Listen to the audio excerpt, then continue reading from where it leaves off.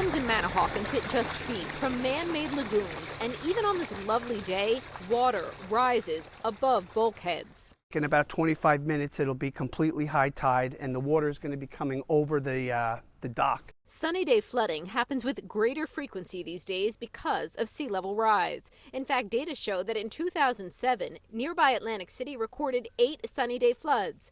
By 2030, it could increase to 34, and by 2050, 120. Still, this is Joe Sokolowski's happy place, and he does what's needed to protect it. He plans to raise his bulkhead and already elevated his home. When we first bought the house, it was about 2 cement blocks off the ground, so it was about this high. It now sits more than 13 feet above base flood elevation thanks to grant money from Stafford Township, which includes Manahawkin. The grant covered 75% of the cost. It is well worth it. To avoid a repeat of the devastation Superstorm Sandy left in its wake. In the last 100 years, we've seen at least a foot of sea level rise already. Lisa Auermuller with Rutgers Department of Marine and Coastal Sciences says sea level will not only continue to rise, but will likely happen at an accelerated speed.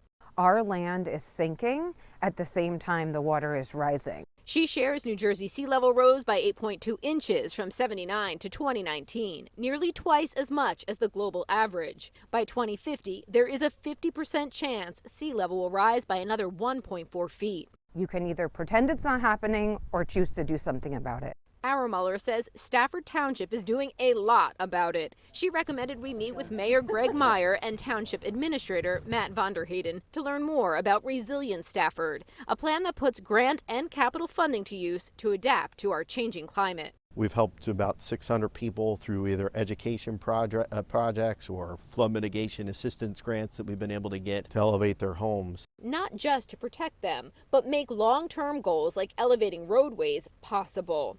The township shored up stormwater pipes to ensure efficient drainage and rehab the sewer system, which led to the cleanup of the bay. From a restricted to eventually an approved area, and the water quality's cleaned up that much, that's unheard of. The township worked with Rutgers on bioswale and rain garden designs that will reduce runoff during excessive rainfall.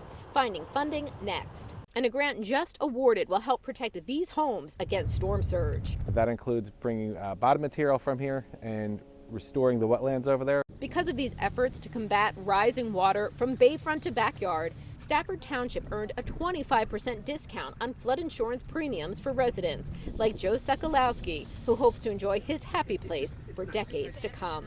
Vanessa Murdock, CBS 2 News.